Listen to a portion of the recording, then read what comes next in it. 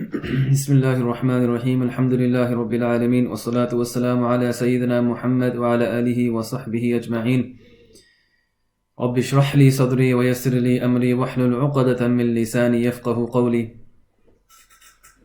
Today we're going to talk about Surah Adiyaat. Surah Adiyaat, some of the links between Surah Zilzal, the previous Surah, and this Surah is that he warns the kuffar. In the previous surah, he warning the kuffar about the punishment of the akhirah. You know, the earthquake, the violent earthquake and so forth. And you're going to see all of your actions on the Day of Judgment. Surah Adiyat focuses on the injustice of these very kuffar. You see the actual qualities that they have. And Allah talks about the qualities and use a very introductive manner to try and get the attention of the person listening. So example, you want to get someone's attention, you will put a certain picture in their mind, a picture in their head, and then you'll try and entice them. And once you get them and they're really attracted towards what you're saying, and then you put forward your message. So this is one of the styles of the Quran and the styles of Allah subhanahu wa ta'ala. He talks about regarding how the actual man is and how he thinks. So the first few ayats, Allah subhanahu wa ta'ala tries to set a scene. And this scene is beautiful, especially for the person who is who likes you know, when a person has a certain, I'm going to use this type of example, just an example for explanation so we can understand it better. When a person has a movie trailer, so the movie trailer comes, it's a preview of what the actual movie is. So then you get attracted towards seeing the actual movie. I'm not talking about whether halal and haram, but I'm just talking regarding, look at the method which is used to try and attract people in. So Allah subhanahu wa ta'ala uses this kind of similar type of style in the Quran where He attracts the listener because they're not listening. So He attracts them and then He puts forward His message. So Allah subhanahu wa ta'ala talks about the attitude of the humans. You know, what is He up to? What are they up to and so forth? You know, how they're greedy, they're careless, and they do actions without fear. They have so much confidence in their actions that there's going to be no consequences for them in the hereafter, and they can boldly do what they want in this world, and this is how they can think. So this is a beautiful message. This surah comes with a beautiful message, and it puts in a wonderful style. Now we talked about in the past that quite a few surahs we've talked about is that it starts off with an oath. So when you start off with a qasam and an oath, that means it's trying to also take the attention of the speaker, the listener, but at the same time its purpose is to show its importance, that the next, after I'm gonna say a certain oath and certain qasam, then I want you to say whatever's next, which is coming in line, then it's going to be something of importance. Number one is attention grabbing, but it's also important at the same time. So the first 5 ayats is about qasam, 5 different qasams. 5. Allah takes about 5 different qasams. So, and they're all dedicated to try and capture the mind of the Arab. So the Arab is listening. So Rasulullah sallallahu alaihi wasallam is relating these ayat to them, and the Arab man is listening. So the Arab man is such where they are interested in certain things. They're not really interested in Allah's message. They're not really interested in the laws and all of the haram and halal, and it's about this messenger and tawheed, and a lot of them aren't listening. So a different style is put towards them. And remember this, the Arabs loved poetry. They loved the way they put the words together, sentences together, and it describes a certain scene and so forth, and they loved it. So Allah subhanahu wa ta'ala uses this as well. And also regarding the subject matter is also as important. So the battle is mentioned. Horses are mentioned. So horses, they love horses, Arabs. They love battle and the battlefield. And they love poetry and how the rhyming and so forth, the style of the words are put together in sentences. So they're all attention-grabbing things to try and take the mind of the listener to try and say, look, listen to what I'm saying. Capture their minds and so forth. So Allah subhanahu wa ta'ala takes 5 qasams, and these 5 qasams go all to do with what they like most. For example, if it was to do a normal person, you'll say cars, they like maybe sports, or maybe something to do with fighting or something, whatever they like. So you mention all of those things to try and capture his mind, and then you put your message forward. So Allah is doing this. So Allah starts off with the first ayat. The first ayat Allah mentions here, it's by the oath. وَالْعَادِيَاتِ ضَبْحًا. So these 5 ones I'll mention Arabic first. I'll read it and then I'll do the translation. Why am I doing this? Because there's a flow, a beautiful flow towards this surah, and I don't want to take away the flow. وَالْعَادِيَاتِ ضَبْحًا فَالْمُورِيَاتِ قَدْحًا فَالْمُغِيرَاتِ صُبْحًا فَأَثَرْنَ بِهِ نَقْعًا فَوَسَطْنَ بِهِ جَمْعًا. These are the first 5 ayats. So in the first one, وَالْعَادِيَاتِ ضَبْحًا, it is by the oath of the horses that pant as they gallop. You know when you get a certain horse. So now, once these words are relaying towards the people, the Arab man, he's saying, you know when you have these horses, I take a qasam upon these horses, they're running so fast, they're panting, they're almost out of breath, they're going so fast, they're running straight into the battle against the enemy, and these are battle horses. And not only that, they're going with animosity, and they're female horses, so they're faster than the male horses, so they're getting even more attracted. And now we're talking about these ones. So aggressively panting, they're very fast speed, you're on the horse, and you're riding away on the horse straight into the battle. You have a full line of enemies in front of you, and you're going straight into it, and you're going fast, and you're going aggressive, and you can hear the sound of the what the horses make, and you're on the horse like this, and you're galloping along. So Allah takes a qasam upon this in the thick of battle. And then He mentions the next ayat, and the next ayat is to do with a similar thing. فَالْمُورِيَاتِ قَدْحًا. So He mentions here that by the sparks that fly from the striking of their hooves as they gallop. So now the horses are galloping, and they're going so fast that you can see flying sparks coming out. Even though you can see how much speed they're going. So now they love the fast horse.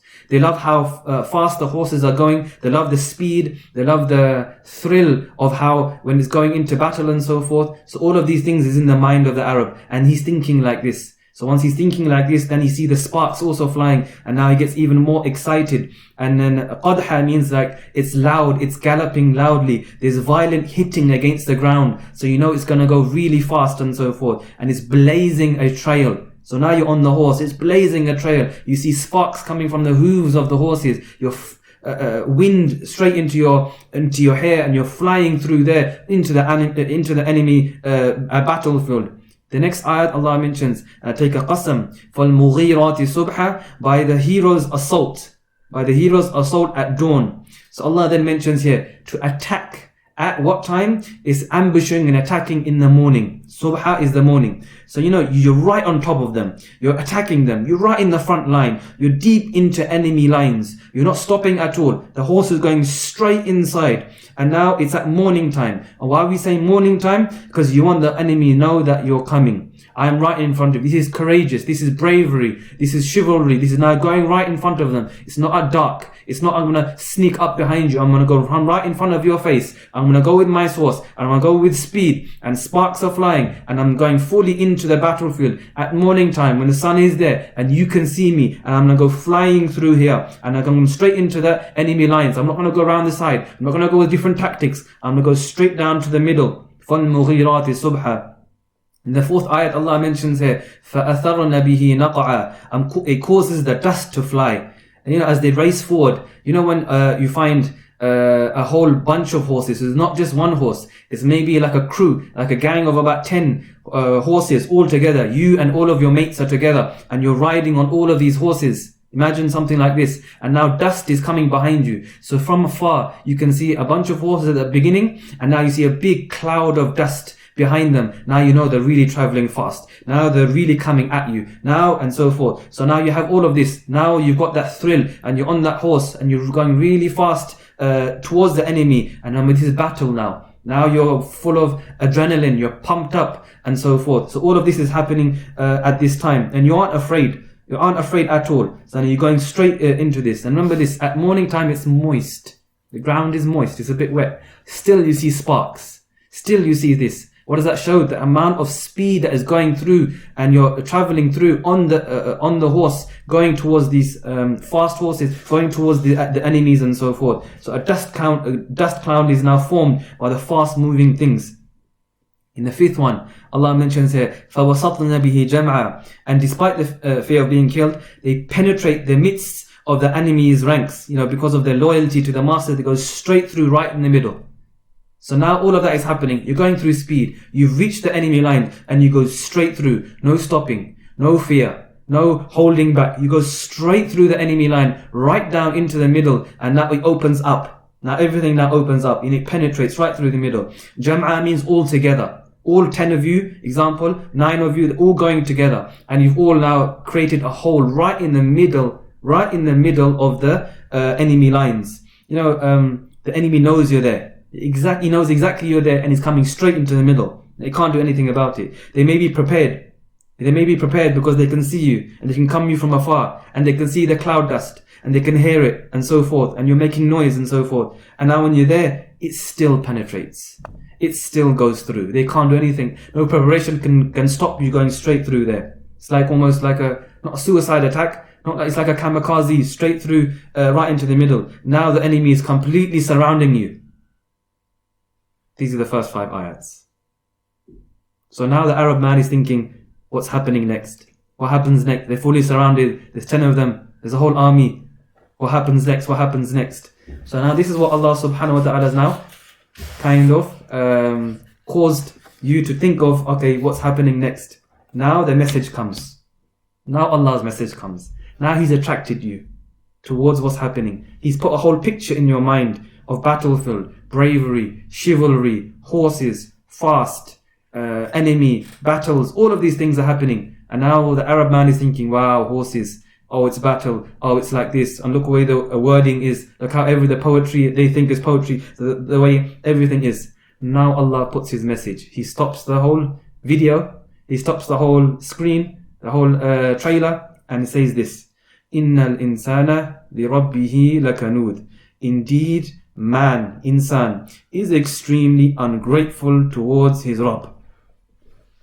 This is the message Allah puts forth. He says, oh, you are the most unloyal beings I have created, the most unloyal and ungrateful beings, insan. This is how it is. And mainly this is attributed towards the non-believers. Because the Arab man was listening, they weren't listening first. They needed a trailer to entice them in. Once they got this, so generally speaking, he does say insan, so generally, but it's more focused toward those unbelievers or the ungrateful people as well. So remember this, you have the Arab listening intensely listening, and there's no talk about this is the horses, there's battle, there's no haram, there's no halal, there's no tawheed, there's no listen to the messenger, there's no this and that, there's no qiyamah and so forth. It's just about getting their attention. So this is a different style. So now he's got it. Allah's got it. So Allah stops the whole scene and puts a message across regarding how the horse that you love so much, that you talk about so much, that you write poetry about so much, that you care about so much, that same horse, what will he do for its master? While it's riding into the battlefield, it doesn't stop.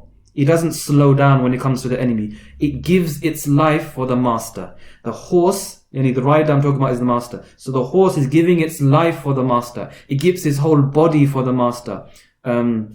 It goes into battle with its master. When you're getting hurt and the enemy lines are there, who's going to hurt first? It's going to hurt the horse first. It still doesn't stop. This is for my master, and it goes straight into the battlefield. You're fully surrounded. It still doesn't stop. It goes straight in. No thinking twice. This is now how this is animal instincts. Usually when you find animal instincts is such where if it finds danger, it averts the danger or it attacks in a different way and so forth. The horse fully loyal to its master so much that it goes straight into the battlefield right in the middle with the prepared army, knowing in daylight and so forth. So Allah talks about this, jumps into battle for the master at full speed and no flinching. Now He talks about insan. How are we to our master, to Allah subhanahu wa ta'ala? Are we loyal? Are we grateful to our Allah that gives us everything? Will we be able to so-called put our life on the line, put our body on the line, put everything that we have, use our limbs that Allah has given us, use the tongue that Allah has given us for the good things, for the right things, for the righteous things, use our heart to incline to the good things, using our body parts for good things? Are we loyal in that manner? Or are we using or misusing our body parts? Are we misusing our eyes? Are we misusing our ears, our tongue? What are we doing with what Allah has given us? Are we really loyal towards Allah? Are we really grateful towards Allah? Just like the horse gives its life for the master. Are we the same? Are we the same? So this is something to reflect and ponder over as well. Allah has given humans so much gifts, the intellect, the power over animals and so forth, different things that He's given. Yet we waste so much of the gifts for wrong. This is why Allah says that He is lakanud. So, lakanud is like He disassociates Himself. Not like the horse. Yeah, so insan disassociates himself with the master and so forth. The horse will never disassociate from themselves from the master, the rider. So he mentions here, he won't turn back. You will never find a horse going and turning back and so forth. I don't want to go in. He goes straight in. And this is what the attitude of the horse is. So look at our attitude. When we're asked about something, example, let's give a small, simple, general example about marriage. Someone asks you about marriage. How is your marriage? The first thing you think of is complaints. If those who are having a good marriage, then you think of good things. It's good. Very good. Alhamdulillah. MashaAllah. But those people that, generally speaking, when you find about how's your marriage, they think of complaint after complaint after complaint. When you talk about something good, they have to think about something good for a while. Then they may come up something good about their spouses. So this is something which we got. This is how we are. This is how insan is. Not everybody. You have those people that are really enjoying their marriage, and Allah subhanahu wa ta'ala bless them as well, and also bless those people and realize the gratefulness of spouses and family as well. We ask Allah subhanahu wa ta'ala to put blessings in our households as well. But this is just an example of how our mind thinks. So we don't really have full rights over anything like Allah has rights. We don't have rights of our body, just like Allah owns our body. If He wants to take this arm away, He can take this arm away. It's His. It belongs to Allah subhanahu wa ta'ala. In the same way, if we have our children and so forth and other family members, Allah wants to take them away, it's Allah's to take. It's Allah's to take. This is why we say, Inna lillahi wa inna ilayhi raji'un, when we find someone has passed away, because everything returns back towards Allah subhanahu wa ta'ala. So Allah mentions regarding this small little introduction towards what Allah tries to put the message across, which is that we are, insan is extremely ungrateful towards his Rabb. The next ayat Allah mentions, وَإِنَّهُ عَلَى ذَلِكَ لَشَهِيدٌ. This far from being ignorant of his ungrateful behavior, indeed, man is also a witness to this fact. He knows it. It's undeniable. We know it as well. We know how it is. We know what we are doing wrong. We know that we are ungrateful. He is a witness against himself because of what his character is. He knows exactly how he acts. He knows exactly what he says, and he's now not being a grateful servant. So much so that even though his own limbs will testify against himself on the Day of Judgment. لِمَا شَهِدْتُمْ عَلَيْنَا, they'll ask, in Surah Yasin, mentioned that his hands will be testifying, his mouth will be shut, and now his hands will be testifying, his legs will be testifying against me. So he's going to say it afterwards when he gets the ability to speak, why are you testifying against me? You're going to Jahannam with me then. So this is how man is and so forth. So he'll be a witness to this fact as well. So Allah subhanahu wa ta'ala talks about that. In the next ayat, Allah subhanahu wa ta'ala talks about وَإِنَّهُ لِحُبِّ الْخَيْرِ لَشَدِيدٌ. Verily, he has a profound, a deep-rooted love for wealth. One of the prime causes of his behavior is this, that he's got this love for wealth and this deep-rooted love for wealth, and is oblivious of Allah because of his obsession to acquire wealth and so forth. So he mentions here, لَشَدِيدٌ is an intense love of wealth, of wealth. And remember, when you think of love, you think something which it's good, and you make a lot of effort for it. So you think that money is good, and you make a lot of effort towards it, and you become oblivious of Allah and His commands. So much so that it becomes your purpose of life. And remember this, that people think wealth is so good, so much. Even so, some Mufassirin have mentioned in this section, he says that the wealth, Allah is talking in a form of sarcasm. He has so much profound love for wealth, it's so much so. You think, and Allah mentions khair, He doesn't mention the word wealth. He mentions khair. Mufassirin have mentioned this is wealth. So the khair, they have so much love for khair. Oh, you think khair is money? It's not just about money. They can be good, it can be bad. But khair in general is good things. But this one, Allah, the Mufassiri mentioned, this is wealth. Profound love for wealth. In the next ayat, Allah mentions here, أَفَلَا يَعْلَمُ إِذَا بُعْثِرَ مَا فِي الْقُبُورِ. Is he not aware of the time when wherever lies within the graves shall be raised? Before Allah, do you not know that you're going to be raised? You're going to be in the grave and then you're going to be raised again. Do you not know about the commandments of Allah and you're going to be grateful towards, you should be grateful towards Allah in this world? Do you not know that you have so much things on your head that you have to do, responsibilities? Don't you know that there's certain things that you can't do in this world? Do you not know that you're going to be raised and then stand in front of Allah and be questioned about this? So then the things like, it's like inside out. In the qabr, the things which turn inside. You know when you have like a box and you type, you're looking at the end of the box, at the bottom of the box, and you take everything out. So this is how you'll be taken out from the grave. It's like chucked out of the grave. Everything is everywhere on the day of judgment. So this is now bu'thira. So you pulled out deep within and everything is in the grave. So all remember this, that everything which is in the grave will be coming out. At the same time, listen to the example given is not just singular. Look in a global fashion. So example, everything which is in the graves. You know those things that you have mass graves and you have people that have been buried there secretly, governments secretly killing certain people and hiding it away, no one has ever seen? Yeah, that thing's gonna come out as well. Yeah, on the day of judgment you can't hide away. In this world, people might not be able to see it. People might be able to hide it in a certain manner. But Allah subhanahu wa ta'ala, you can't hide anything from Allah subhanahu wa ta'ala. Those wars that were going on, and people dying, and now people being buried and so forth, and then no one else found out, and it's completely secret, top secret, no one else but Allah subhanahu wa ta'ala saw it, Allah has seen it, and Allah will take you to account on the day of judgment for it, and those governments and those people at the same time. So be wary of that as well. Allah talks about regarding and indicates towards those things in the grave when I come out, and they're going to testify as well.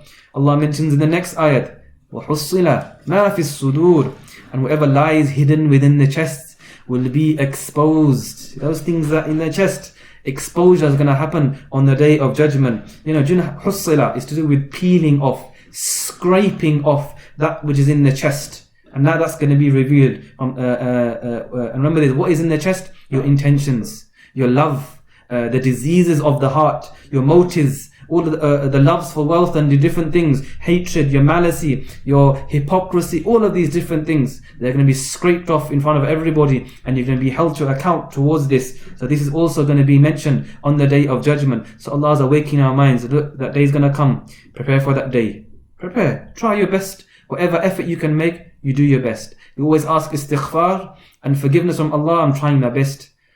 If I do mistake, I'm going to keep doing tawbah. I'm going to keep returning towards you. I'm going to keep not forgetting you. Keep trying my best as much as my ability allows me to do. And then I'm going to keep obeying you to the best of my ability. If I fall, if I slip over, I'm going to stand up again. I'm going to pray towards you. And I'm going to ask for forgiveness. And I keep going, and I keep going, and I keep going. This is what Allah loves.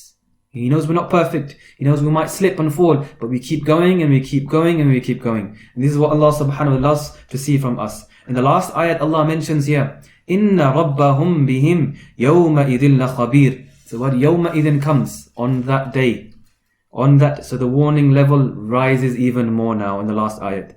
On that day, their Rabb, yani as all other times, their Rabb shall certainly be informed about them. And Allah is khabir. Allah is informed, fully aware of everything, inside, outside, with those things which are hidden, those things which is apparent, those things people see, those people that are now in private. Allah knows everything. If man keeps the day of Qiyamah in mind, his love for this world will diminish.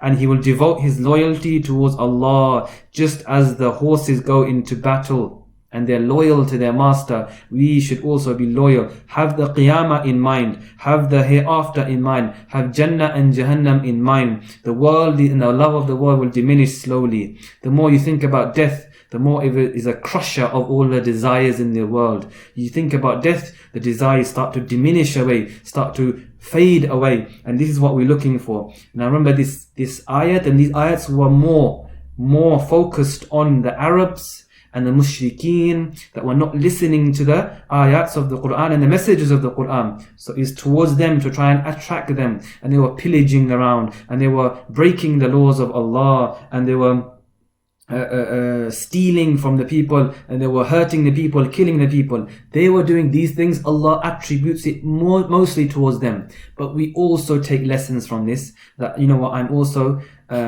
misusing my body parts. I'm not using my eyes in the correct manner, and I should be more grateful and loyal towards Allah. We take these lessons from it as well. So this is how it's mainly attributed towards the unbelievers, but we take lessons from these as well. And they took so much. So Allah subhanahu wa ta'ala mentions He is aware of everything that they do. These Arabs, the mushrikeen, the non-believers at that time. So those were the actual people that Allah attributed towards, but yet still Allah subhanahu wa ta'ala gives us the meaning, gives us the wisdom of having these ayats to try and take into our minds and focus on these ayats. And look at the beautiful message which has been given. The way that Allah attracted the people, attracted everyone, and the whole scene was lit up. And now you're really interested in what was going to happen next. But that wasn't the most important part. The trailer was just to get you enticed. That is not the important part. Allah then says, once you're there, and now you're interested and you're listening, saying what's going to happen next, Allah then puts the message across, and that message hit the heart of those people. They couldn't bring up another excuse and say, oh, this is just poetry, oh, this is just like this, because it hit their heart. They say, oh, this is true. Whatever's happening, the message came that they couldn't give. They were speechless. They couldn't give a return. They couldn't give a reply back towards Rasulullah sallallahu alaihi wasallam. Look at the way that's been put, and it hit straight into their hearts. And you know what? Allah is Khabir. Yes, Allah is Khabir. And they believed in Allah. They believed in Allah, but they put shirk, they put idols on the level of Allah, and they used that and so forth. The idols can't see us, so we'll carry on doing it and so forth. And they were ignorant in that fashion. So we shouldn't be ignorant in that fashion. We should show loyalty towards Allah, and wherever Allah's commands are, we follow the commands of Allah subhanahu wa ta'ala to the best of our ability. Our Ramadan is here, and we try to use every single opportunity of Ramadan, every single chance that Allah subhanahu wa ta'ala is giving us, and we always make dua towards Allah subhanahu wa ta'ala to try and become loyal and grateful slaves of Allah subhanahu wa ta'ala. Subhanallah bihamdi, subhanallah bihamdik, nashhadu an la ilaha illa anta, nastaghfiruka wa natubu ilayk. Short dua inshallah. الحمد لله رب العالمين والصلاة والسلام على سيدنا محمد وعلى آله وصحبه أجمعين. اللهم اهدنا فيمن هديت، وعافنا فيمن عافيت، وتولنا فيمن توليت، بارك لنا فيما أعطيت، وقنا شر ما قضيت، فإنك تقضي ولا يقضى عليك، إنه لا يذل من واليت ولا يعز من عاديت، تباركت ربنا وتعاليت، نستغفرك ونتوب إليك. اللهم أيد الإسلام والمسلمين، اللهم أعز الإسلام والمسلمين، اللهم اغفر للمؤمنين والمؤمنات والمسلمين والمسلمات الأحياء منهم والأموات. اللهم عافنا فاعف عنا.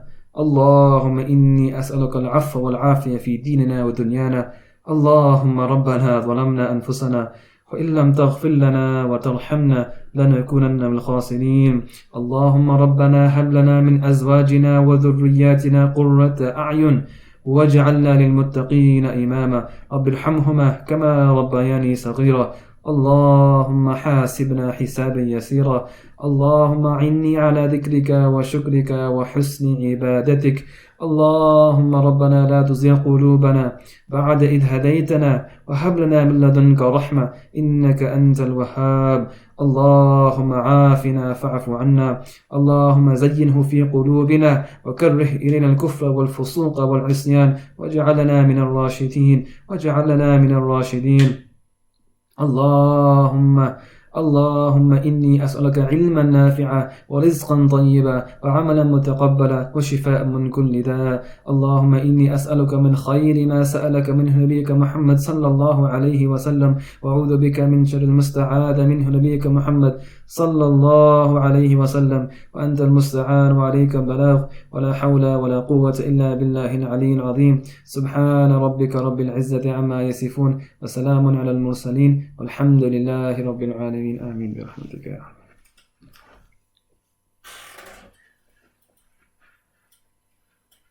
Wa alaikum salam. For all those that pass their salams, I try not to say salam alaikum straight away, but I'll say salam alaikum afterwards inshallah.